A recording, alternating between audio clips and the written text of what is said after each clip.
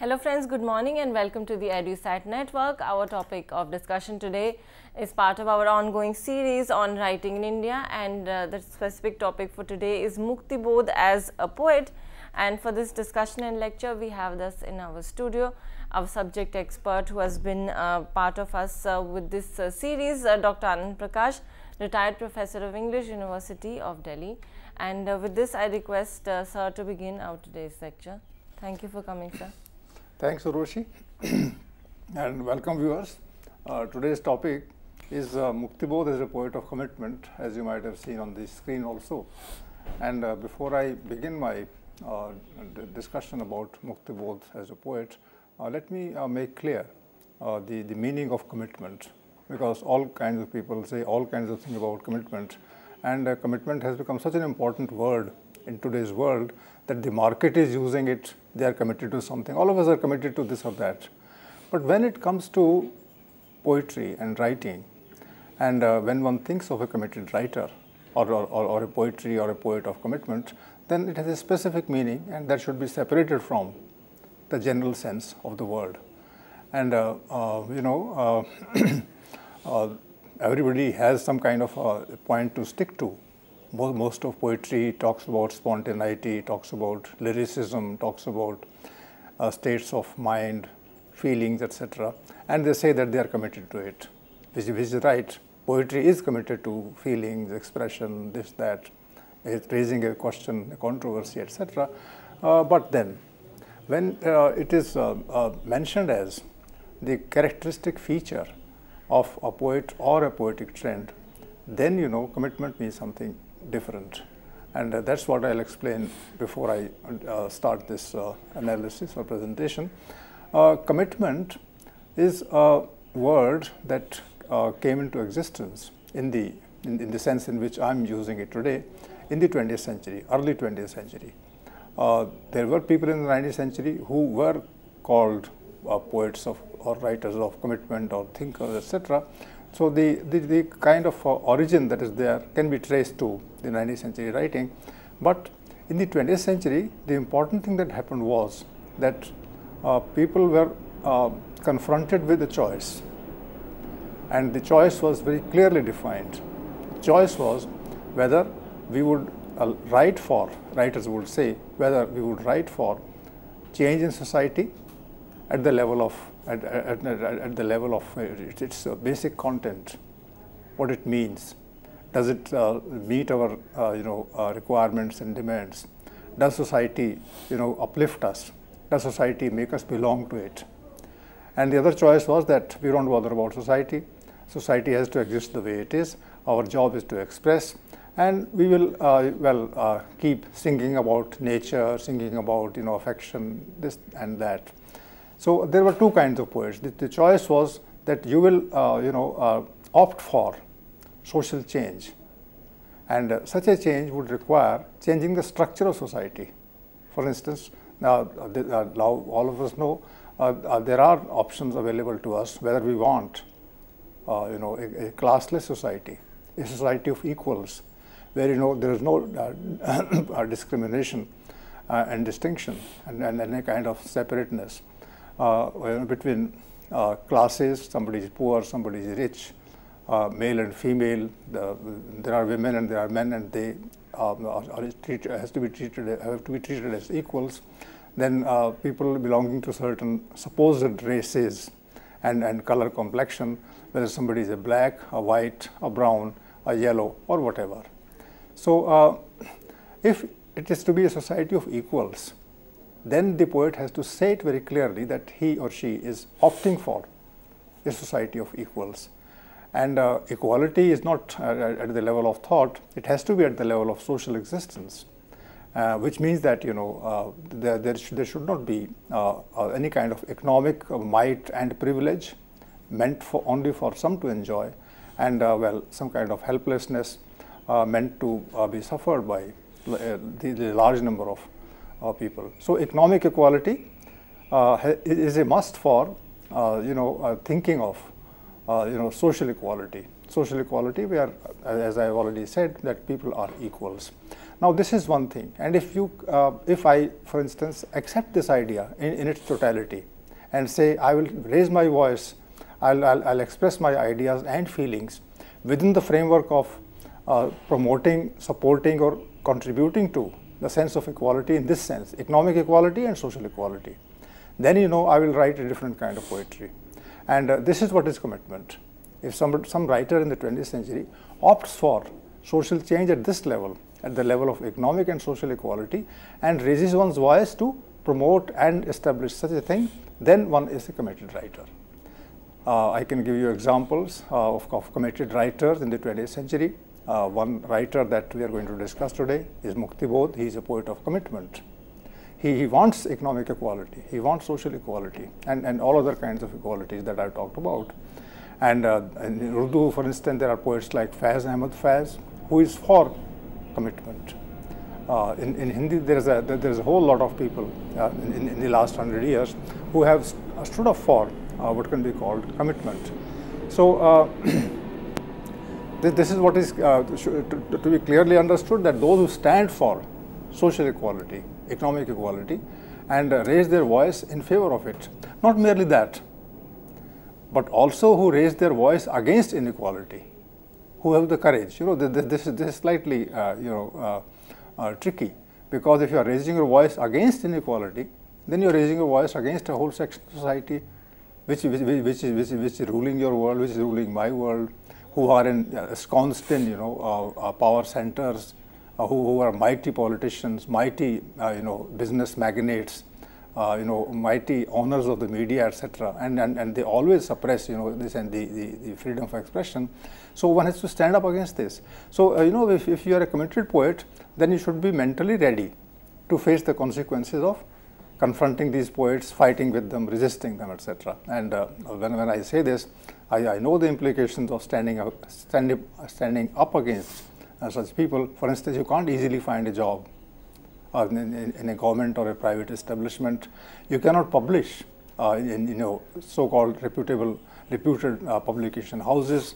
You cannot get a platform anywhere to speak, because the platform and its arrangement, etc., is more or less influenced, if not entirely owned by the people who have the money and resources. So in a way, one should be ready mentally to remain cut off from this. And most of the committed writers, for instance, in the 20th century, would belong to the world, would belong to the poor and the underprivileged everywhere, but they would not be welcome in their own country. I gave the example of Tasliman Ansari earlier, and today I give the example of Faiz Ahmad Faiz, who could not spend, after the country became free, he could not spend much time in Pakistan.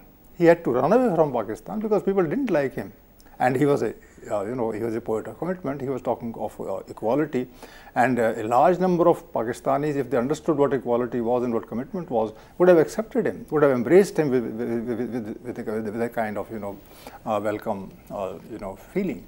But then that didn't happen. So he came to India. He stayed here for some time. He went to other countries, and towards the end also, I don't think he died in Pakistan.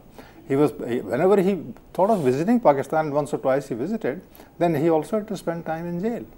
So this price one has to pay for being a committed writer, and in this sense, Muktibodh stands out as a committed poet.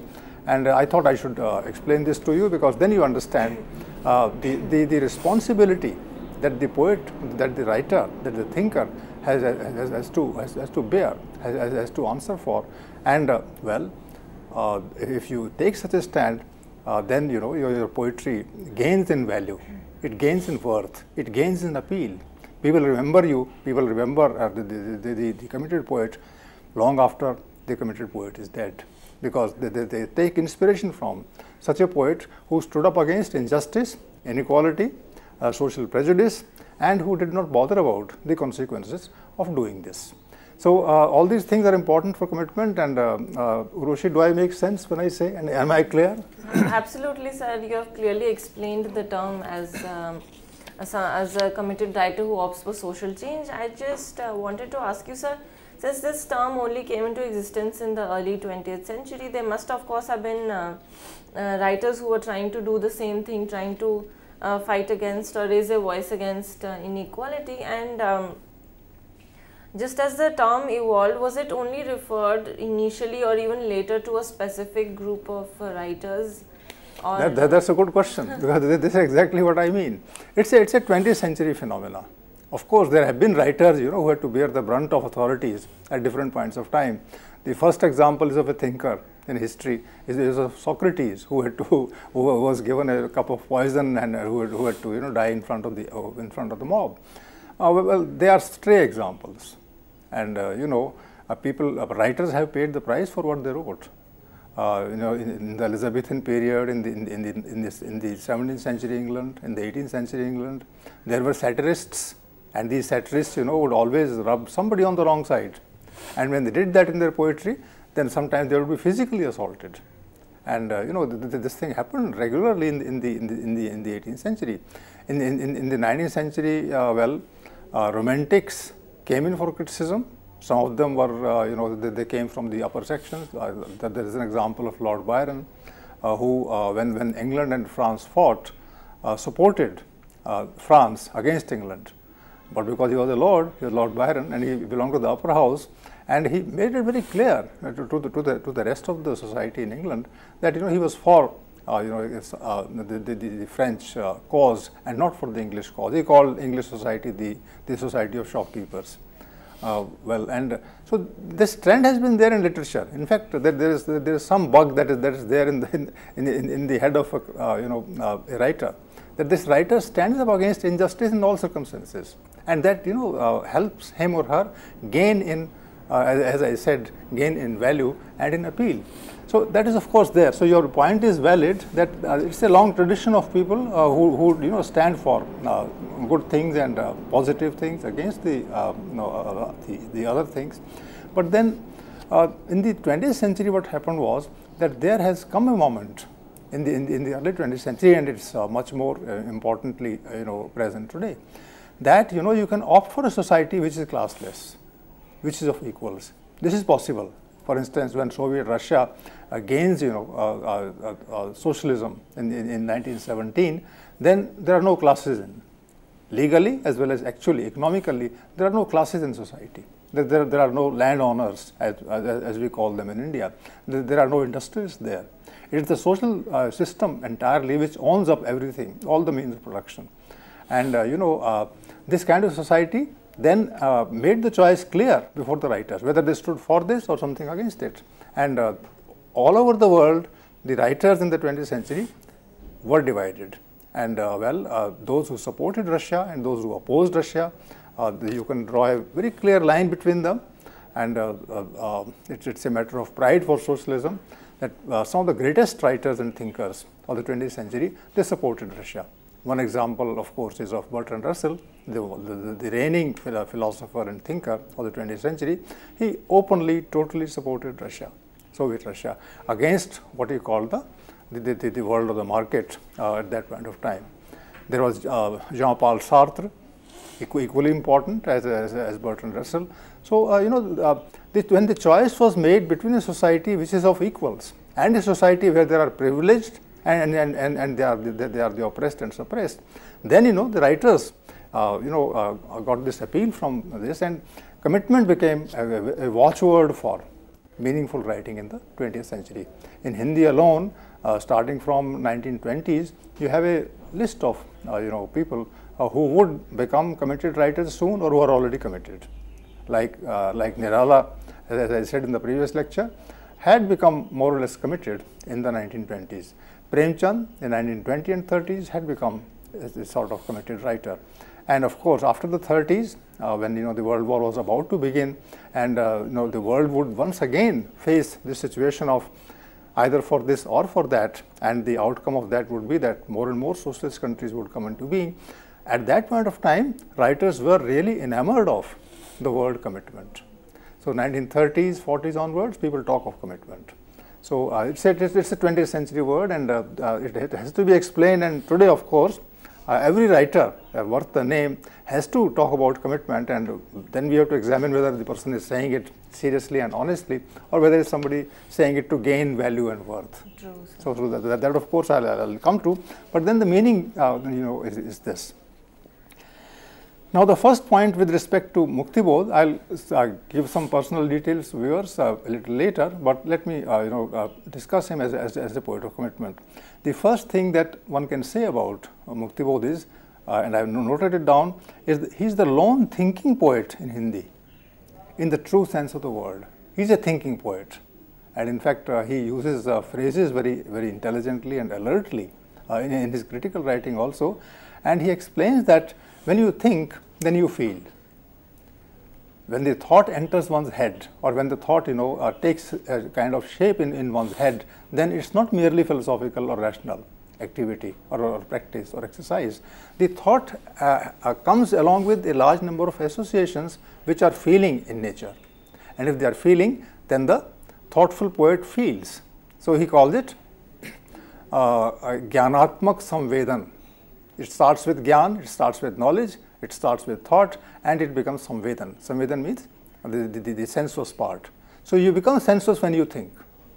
And the next phrase which is opposite to this, he says Samvedanatmak Gyan. When you have the feelings, then you start thinking about the feelings and you get ideas. So he in fact explains the very phenomena of a thinking poet. A thinking poet is one who will never leave thinking, even when one is writing, something about something very sensuous and passionate. Even then, one is thinking, or as one has expressed one's passion and feeling, then one would try to, in one's own way, in poetic terms, of course, analyze what what one has said or expressed. So there are poets who are, as I said, committed in Hindi. But this commitment that is there in Muktibodh is unique to him. It's particular to him, and this is that he's all the time thinking, and he's bringing in ideas. Sometimes the ideas don't work to his advantage. Then he goes into their nature again, and he does so not merely in his own personal reference, but also when he writes, and when he writes poetry. So that way. He is a thinking poet in that sense that he never leaves thinking, never abjures thinking. So, and that's what I call is the true sense of the word, that a human being can be distinguished from the rest of the species on the planet, particularly in reference to one's capacity to think. So, if you think, you are a human. If you feel also, you are human, but then there are feelings in other species also. And there are many human beings who don't think and who only feel. So they are closer to the other species than to humanity. But this particular quality appeals to us, that this person, this writer, whatever he says, whatever he does, he always thinks. And thinking means that he goes into the analysis of it, he goes into the consequences of what he will do, how he will communicate, etc., and whether that will bring harm to him, whether bring a gain to him, and how much. And whether if he finds it wrong, he has the courage to leave it and replace it with something else and something better. So this one realizes all the time as one reads his writing. So in this sense, I would say that he's the lone thinking poet in Hindi. So please bear this in mind, and then I move on to the next point, that he was surrounded by conflicting issues of the day. So there were lots of issues, there were lots of choices. He had to make he had to make his preference very clearly, and he was in his teens when the 1930s begin. When Bhagat Singh is hanged, for the political cause that he stood for, then Muktibodh would be a 15-year-old young boy, and he would have read, Bhagat Singh's hanging. He would have read about the debates that were going on in the national movement. There was a kind of rift between one section of the Congress party and the other section of the Congress party. And Gandhiji, incidentally, belonged to those who would not allow beyond a point the idea of social change, the way it was emerging at the time. So there were two groups, the Gandhi group and the other group, the socialist group. And if you know history, I know history a bit, not much, but there was a division within the Congress. So there was the Gandhi group, and there was a group which was non-Gandhian, and which consisted of people like Subhash Chandra Bose and Jawaharlal Nehru, and they were socialists. And then there was a kind of crisis in Congress, but this crisis was reflective of the conflicting issues that were confronting the people at that point of time. And in the meantime, as I referred to earlier, socialist Russia also was there as a point of reference, and as a country which had succeeded in resisting the might, the collective might of imperialism and capitalism. Russia was in a state of siege, and 1930s was the period when Indians were thinking more and more of the option of establishing a classless society on the pattern of Russia. And this was directly or indirectly influencing the behavior of the political, the literary, and the intellectual community. So these issues were there. Muktibodh is growing up in this period. He's a teenager, and he's grasping things very fast. Let me also, on the sides, tell you that teenage in the 1930s was not the same as teenage today. People would turn, towards ideas at the age of 10 onwards. And in the schools, very few went to the schools in those days. Still fewer went to the colleges. But whosoever went to a school, read a newspaper, or heard the news on the radio wherever it was available, or would in the street or somewhere else, one would always engage in the discussion about what was going on in the country. And so if one was a 10-year-old boy, then one knew what Gandhiji had said, what the critics of Gandhiji had said, how the caste supporters of caste and community and religion and all those people, what they were saying, and how they were questioned by the rationalists in the 1930s.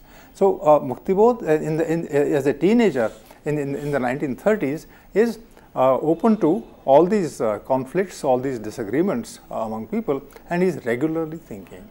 And it's interesting that Muktibodh in the 1930s, when he was 17 or 18, had read T.S. Eliot, had read certain other philosophers like Bergson. He talks about these people in the 1930s, and he was some kind of an existentialist, a young boy who has read existentialism, and existentialism was one of the major doctrines of thought and literary culture in the 1930s. And Muktibodh had got influenced by the idea of existentialism. So he would bother about experience. He would bother about the actual situation in which the human beings feel suppressed and helpless. And when they suffer, then they suffer as human beings. Now, this is what existentialism is. Existentialism doesn't generally refer to an outside agency. Existentialism refers to the existence of human beings in a tight situation, in a controlled situation, in a situation in which they suffer. And since Muktibodh might be doing the same thing, might be suffering under controlled conditions, maybe they were of the family, they were of the school, or they would be of the college that he might join later, or when he wrote and when he talked to young writers at that point of time. So whatever feeling that was, he was taking it on his heart. He was all the time allowing these things to appeal to him, or to distract him, or to disturb him at the level of what is called the heart, the emotions. And because he was self-conscious, therefore he would say that this is the experiential moment for me. I'm experiencing pain, I'm experiencing anxiety. And one does that, then one is fertile ground for what can be called existentialism. So he starts his career as an existentialist, as a person who refers to the actual conditions of society in the 1930s and of the individual who is suffering in the middle of those social antagonisms and contradictions, and that's what Muktibodh is undergoing in the 1930s. So he was surrounded by conflicting issues of the day. What are the conflicting issues? Whether one should fight for freedom, or one should accept an outside authority whose discipline we have to accept. This is a conflicting issue. Whether we should believe in a kind of caste distinction. I am superior because I am Brahmin, and he was a Brahmin. So if he says that he has that caste superiority, that's one kind of an issue. And if he says that beyond the caste there are people who are as good, if not better than me. So see the issue. The caste issue has two sides to it. That one is superior just because one is born in the caste, and the other issue is that one is superior only when one has got the genuine sense of superiority through hard effort. So these are the issues. The third issue, would be that one should support Congress or some other party at that point of time, whether one should be a nationalist or an international nationalist, or one should support the Britishers because, according to some people, Britishers were able to control the country better than Indians would have themselves done. There were people in the 19th, today you might not think that this was the case, but in the 1930s there was a large number of people who supported the British because without them the country would fall apart.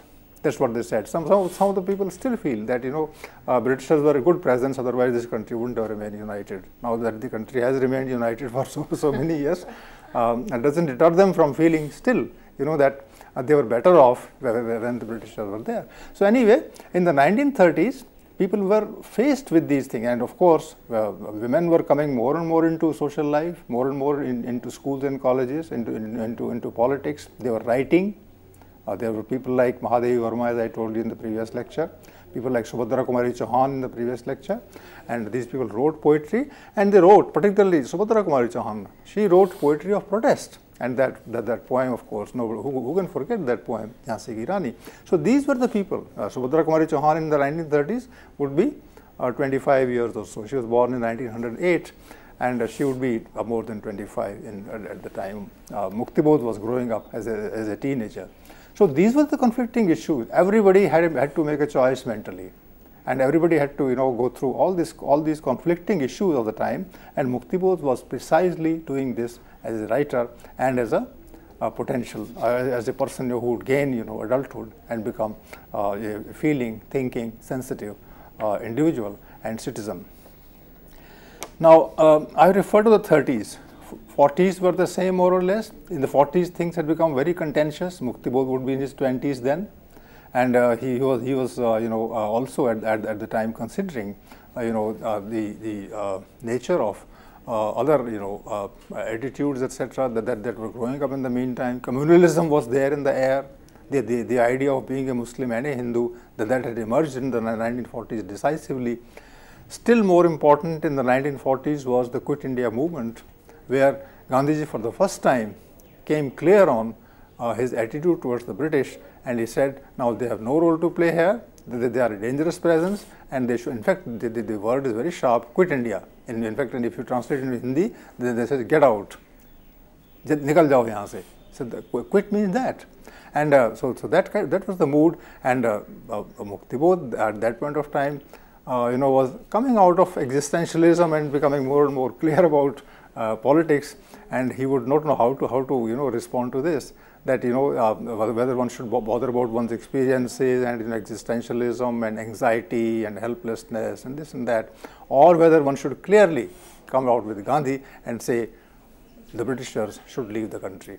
So this is that phase, and things are much more intensified in the 1940s when these things happen. The third important thing is the World War, the Second World War, which is raging in the 1940s. It starts in 39, and it's very, very intense in 1944-45, and Muktibodh is directly perhaps considering all these things, and therefore he's as I said, he's a thinking poet, so he will be gradually coming out of his existentialist phase and move into the political phase. But then once again, then in politics there were lots of choices. There were Gandhians, they were against people who were critical of Gandhi, there were people who were critical of the British, there were others who were appreciative of the British, and there were a large number of orthodox people, etc. And Muktibodh, poor fellow, he was surrounded by all these influences, and for this reason he would be thinking consistently.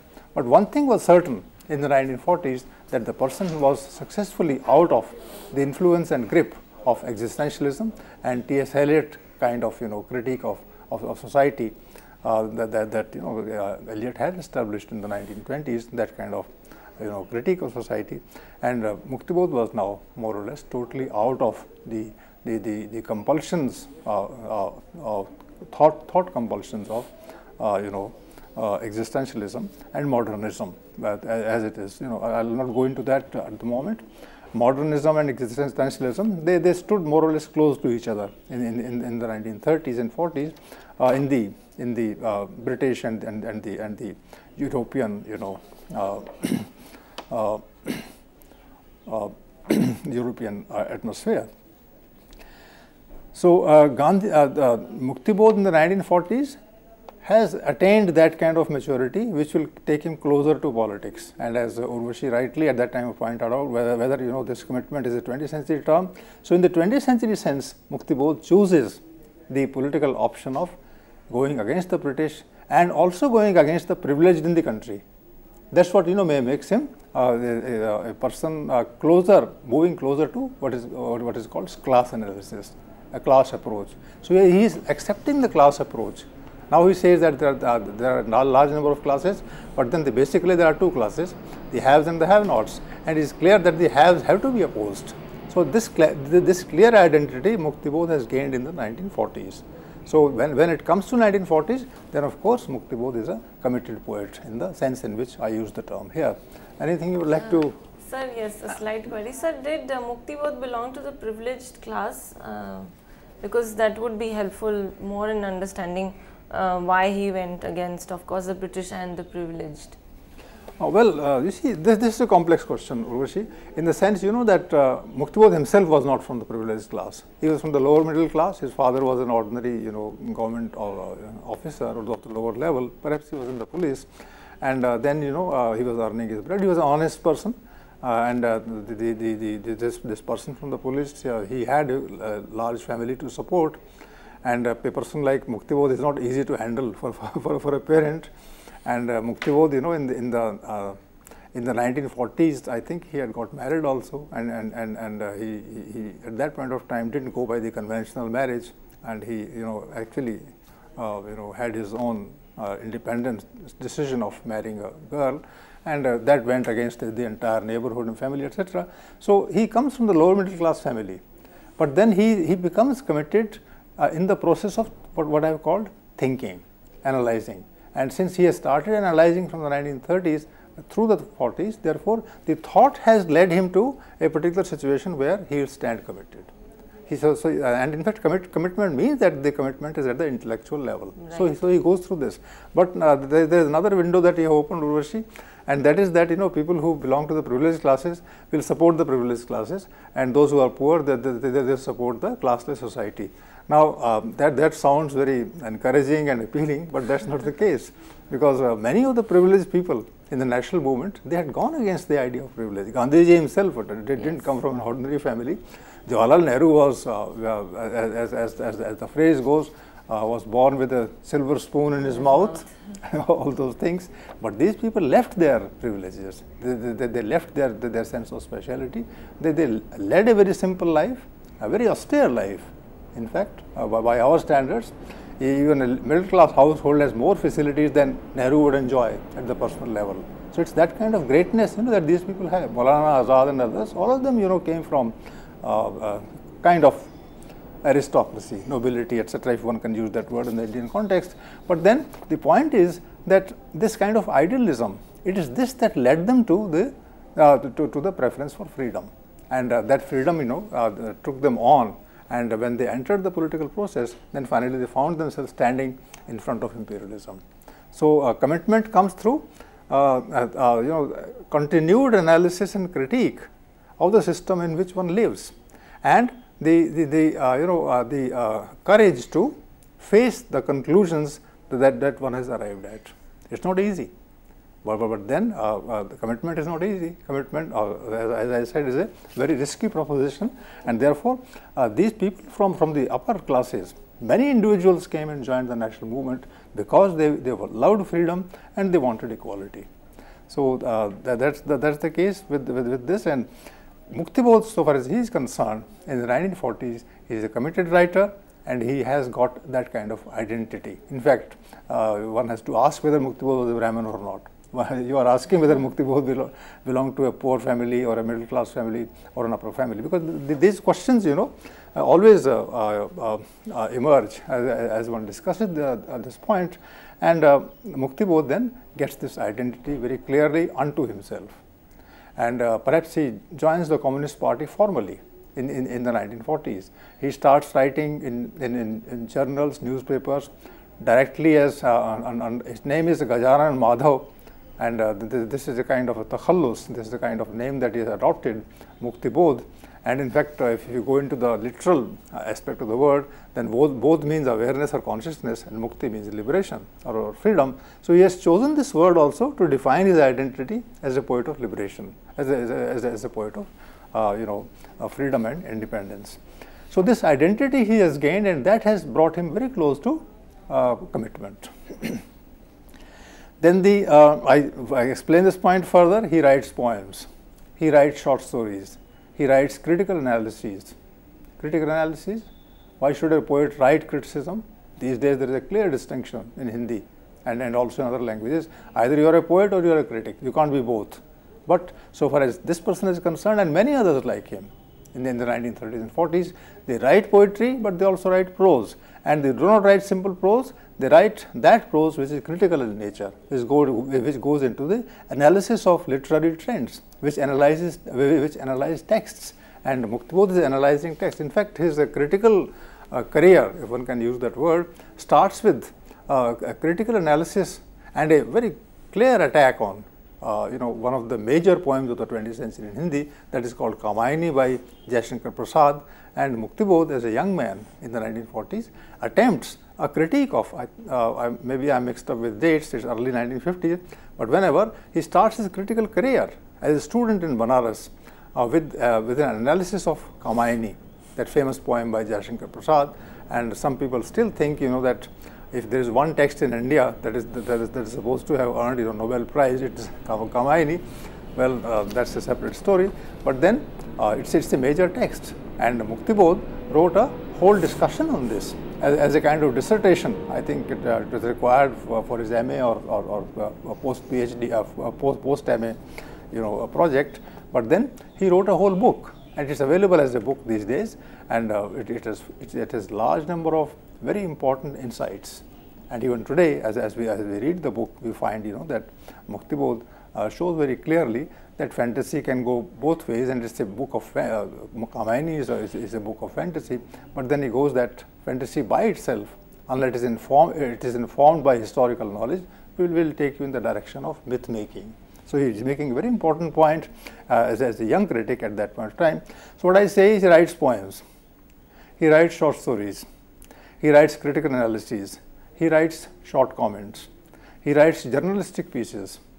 If there is a strike going on somewhere in a mill, then Muktibodh would sit down and write for a newspaper something that he saw or something that he read about, and the problems that the people in the strike, taking part in the strike, would have faced, because of which they took a particular position. He is offering for the benefit of the reader what can be called political ideological observations. So he is not writing merely political stuff, he is not just going into the arguments, but then he is going into the implications of ideology.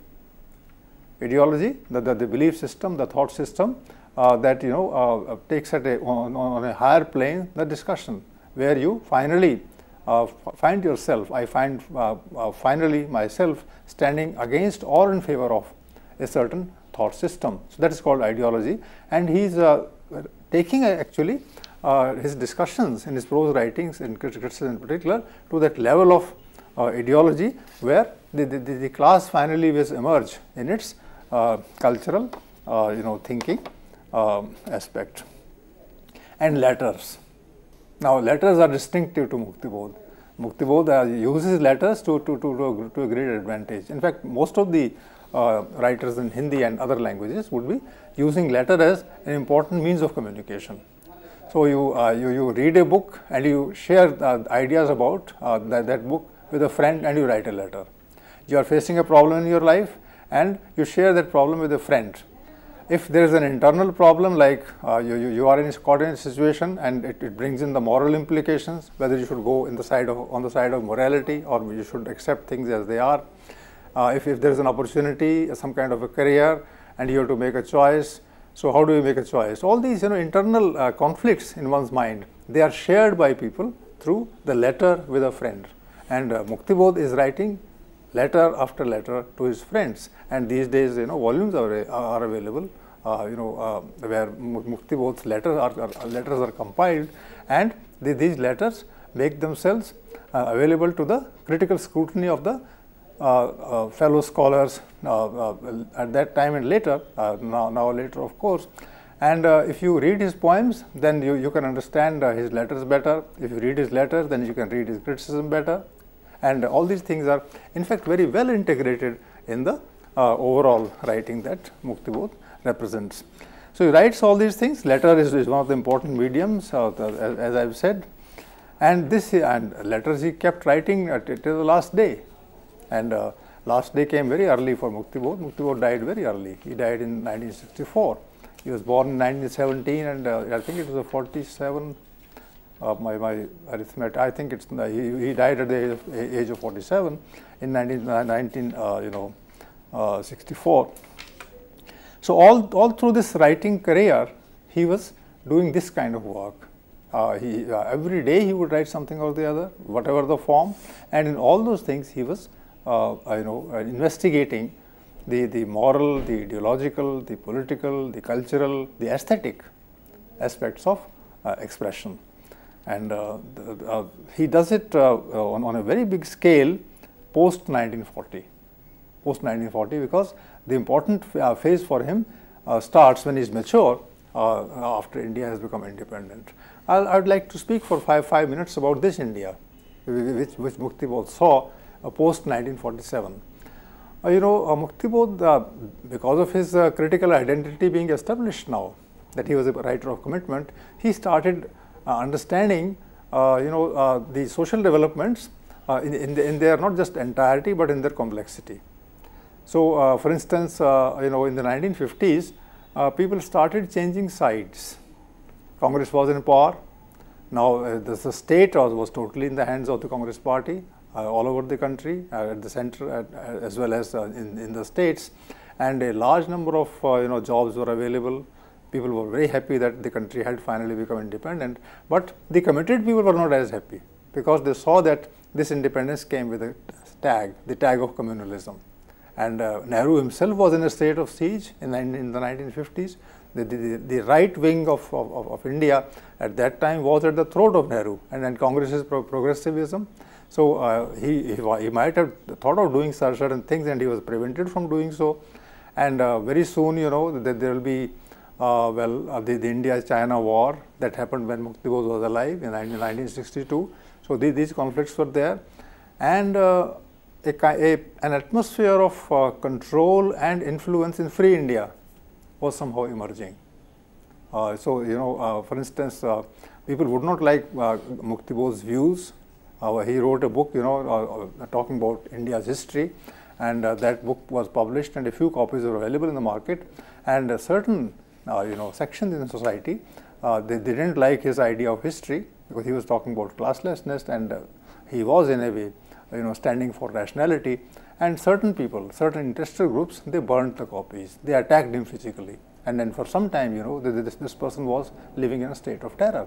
So it is this phase, and this is not the India that he had imagined in the 1930s and 40s. This is not the India that most of the progressives and committed people had imagined. Will come this way in the 1950s. So he was very intensely disturbed in the 1950s, and so disturbed in fact that sometimes he would lose control on his mind, and he would not think of writing anything, and he expresses this anguish in some of his letters to his friends. And of course it was his very hard phase. He was growing up and he didn't have a job, or he was changing jobs very fast. He was almost starving. He had a family and children, wife and children to support, and he didn't know how to do it. and he was begging for help from his friends. Of course, he was a very dignified man, so he would not ask for any financial help directly. He would not borrow money, etc.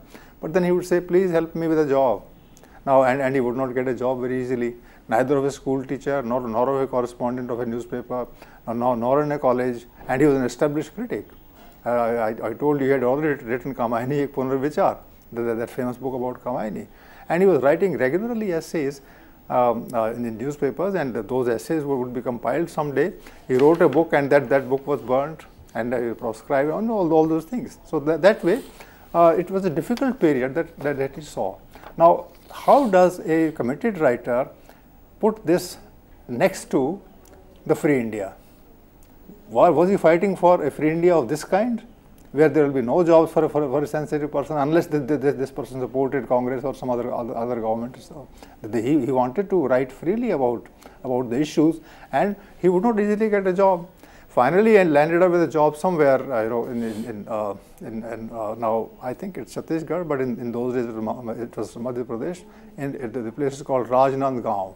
So there he got a job as a lecturer, and the money was, I think, 200 rupees or 150 rupees at that point of time per month, and he was quite happy, because after all, he had got some kind of a job. It's an irony, that after his death, a chair was established in his name in some university in Madhya Pradesh, and the professor who got that chair might have got the highest grade in the academics. So that's the Muktibodh chair. So Muktibodh chair was there, but when he was there, he was starving. In fact, when he died, he went into coma. He went through all kinds of physical discomfort and disease and all those things. And finally, a brain tumor was detected, and he was shifted to All India Institute of Medical Sciences with the help of friends. His body was flown. He was in coma, and well, then some people thought that this person had not seen his poetry collection in his life, so let him open his eyes and we will show him that there is a poetry collection in his name. So they just went around, and very nice, committed people were involved, and this famous, poet belonging to the Congress party, Shrikant Verma, was there. He had some influence then. So with his influence and other things, then with great speed and hurry, a book was put together. And that book is quite famous now under the title Chand Ka Muh Tedha Hai. There is a poem, but that becomes the crooked is the face of the moon. And imagine, viewers, that Muktibodh was so very famous, even though he had not published a single volume of poetry, that the sketch that appears on the title page of Chand Ka Muh Tedha Hai is done by none other than Hussain. That great painter of the 20th century. So, and in fact, the story goes like this, that when Muktibodh died, then Hussain decided that for some time at least, he will not wear shoes. And there are large number of stories about Hussain not wearing shoes, and somebody inviting him to some club, and there you can't enter unless you are properly dressed. So Hussain was turned back. So all those things, and then people realized that after Muktibodh's death, Hussain didn't want to wear shoes. So this is that kind of a standing, this person has, and he had not seen his collection of poetry. And when the book came out, just a few days before his death, then he had gone into coma completely. So he would never see his book. So this is the kind of thing that one has to keep in mind. So he has to pay for his commitment through this kind of an effort. But then, and it's ironical, but I have to say this, that this is the phase that gave us, from the hands of Muktibodh, what can be called one of the greatest poems that the 20th century Hindi scene saw, and that poem is called Andhere Mein. It's not it's a kind of, I call it having epic proportions, and this poem is called In the Dark. It's available in English translation also, viewers. And this is a poem of 45 pages or so. And in this poem, Muktibodh is talking he's not very cogent. Poetry is never very cogent that way. But he has pictures, which disturb us. And there are songs in the poem, there are dialogues in the poem, there are lyrics in the poem, there is a powerful, intellectual content and, analysis in the poem. And the ending of the poem is that one has to now find a new expression to say things about one's society. and one has to have the courage, etc. So this is the kind of poem. The poem is a rage these days in Hindi, and hundreds of, if not more, theses, PhD theses and scholarly analysis would have been done on Muktibodh, and he is a big industry today. He is such a big industry, Muktibodh, today, that the collected volumes came earlier, and this Bharati Gyanpith is publishing his books again. They had published earlier also after his death, and every person who worth the name who reads Hindi has to contend with Muktibodh. When we in the Delhi University, teachers were thinking of having a paper in English literature on Indian literature, on Indian writing. One paper was devoted entirely to Indian writing in the first year in English honors. So Muktibodh's poetry were picked up for that inclusion. So you have Muktibodh there, then you have a Kannada poet, then you have a Bangla poet, etc. But so far as the Hindi is concerned, the poet is Muktibodh. So that kind of a thing, and so the important thing is that in this particular phase, he gave us this poem, Andhere Mein, and he'll be now discussed as a writer of Andhere Mein. But then, as I said, he wrote a short novel, and he wrote a large number of short stories, and his entire oeuvre is available. His oeuvre is available, and it's in 6 volumes. It's called Muktibodh Ek Sanchayan, etc. And that way he wrote in a short span of 47 years of an active life would be 20 years or so, 25 years. He has written so much.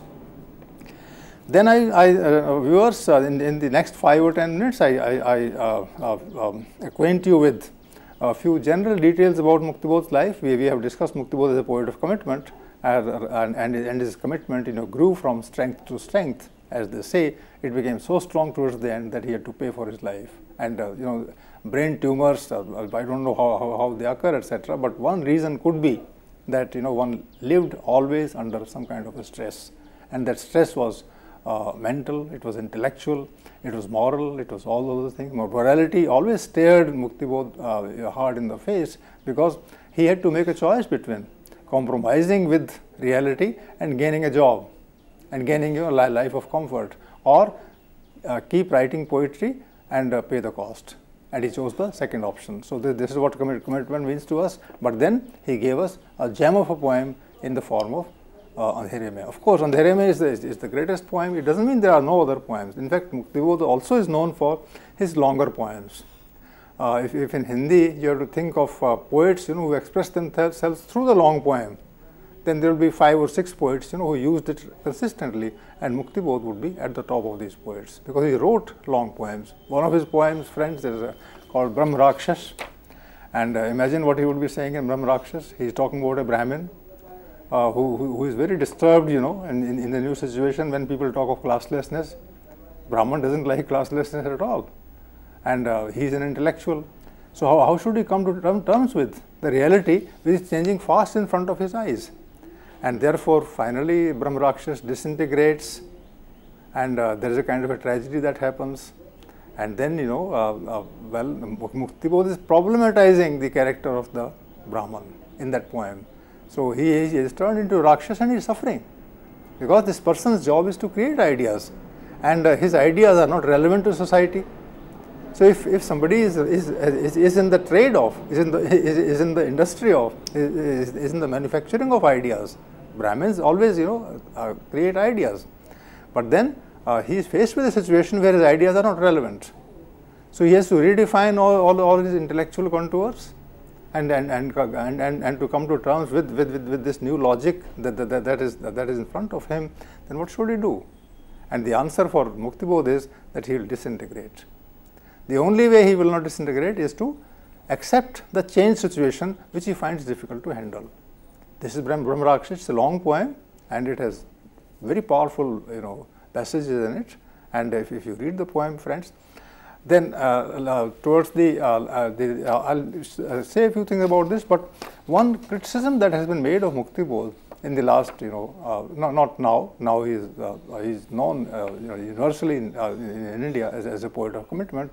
But there was a time when Muktibodh was found to be rather difficult for the critic, And in fact, this kind of a discussion happened, once I remember, I also took part in it many years ago. It was in Delhi University, and a gentleman came who claimed to be very close to him. Of course, he was very, very close to him in any case. And he said that Muktibodh is a difficult poet. And then I felt very provoked, to say that Muktibodh's difficulty is not difficult for the rulers. Because for even when he was difficult, they would spot him and they would attack him and his books. So which means that people understood what he was saying. And the lines such as these I quoted, and I can quote them to you also, that he said once in his poem. I think it's in Andhere Mein perhaps. There is a line that says, "Kavita mein kehne ki aadat nahi." I don't generally prefer to talk in poetry this way. "Kavita mein kehne ki aadat nahi, magar keh दूं." Let me say it. Vartaman samaj chal nahi sakta. The present society cannot last. Now, what is so difficult about Muktibodh? These are the lines that occur lines that occur in Andhere Mein. There are other lines like "Kahin aag lag gayi, kahin goli chal gayi." Now, is it the free India where people have to face this kind of situation? So people's houses are being burnt, and then police is shooting them. So Muktibodh is when people called him a poet of difficulty, then they didn't realize that Muktibodh's message was very clear and simple, and that this message would tell people where his heart was placed. It was at the right place. He was saying a thing because he felt very strongly about it. So that way, now nobody says he is a difficult poet. People have in fact dramatized his poems, particularly on Andhere Mein. It has appeared on the stage. Films have been made on this today, on this poem and on Muktibodh. And this person, as I said earlier, is a reigning voice of poetry in Hindi today. He comes from middle class Brahmin family in Madhya Pradesh, which borders Maharashtra. He belongs to the Maharashtra family. His mother tongue is Maharashtrian. It's not Hindi. So he learns his Hindi the hard way. He shifts to Banaras. There he is, and in Maharashtra, I'm told, I don't know the Marathi language, but I'm told that there are a large number of Sanskrit words in Marathi. Hindi that way is simpler. Hindi is closer to the reality, and Hindi and Urdu, and there are influences of Braj and Avdhi and all those, Haryanvi and even Punjabi. And Hindi is that kind of mixture or combination of words. And in Muktibodh's language that way is totally different from Hindi. It's very Sanskritized, and then when I read Muktibodh's poetry, then I sometimes have to explain things to the audience, or if I'm writing, then for the benefit of the reader. And there are things like Nabhinal Madh. He uses this word. Now this is not a Hindi word at all. This is a Sanskrit word. What it means is that somebody is tied with some other thing at the umbilical level. So if you say this in Hindi like Nabhinal Badh, and he is saying a very sharp thing. He says most of these writers actually are umbilically connected with the capitalist class. So he's saying this. So he's saying very sharp things, but then he's saying them in a language that is closer to maybe Marathi, but not to English, not to Hindi. He studied in Banaras, wrote that Kamaini Ek Punarvichar. He is a writer of Andhere Mein. He generally differs with many other committed writers on account of his giving importance to the middle class. Most of the committed writers will not give enough importance to the middle class. And this is where Muktibodh has to be kept separate. Muktibodh is a person who assigns to the middle class the role of an intellectual, the role of elaborating, as Gramsci would say, of the ideas of the poor and the underprivileged and the exploited, and that he thinks, and rightly so, I think one should agree with him, than with the fellow Marxists. What he says is that unless middle class is brought to your side, drawn to your side, this is the middle class which manufactures and creates ideas. Unless that happens, then the poetry has no future. So with these details, friends, I sum up and say that Muktibodh today is much more famous than he was in his lifetime. He's a source of inspiration for a whole generation of writers. you know, they may not have become committed with his influence, but they definitely share a large number of preferences that Muktibodh expressed in his poetry. So thank you, Urvashi. Thank you so much, sir. In fact, a very great source, in fact, of information, and a very interesting discussion we had today, because most of us would not know that how great a poet Muktibodh was, and of course we do know about him, we have heard about him, but the word commitment, as that comes attached, and that we come to know its various implications and the various meanings, and how sir has also suggested different works which we can go back and read. So friends, with this, with no time left at all, I would like to thank sir. Thank you so much, sir, and thank you friends for watching. Have a great day.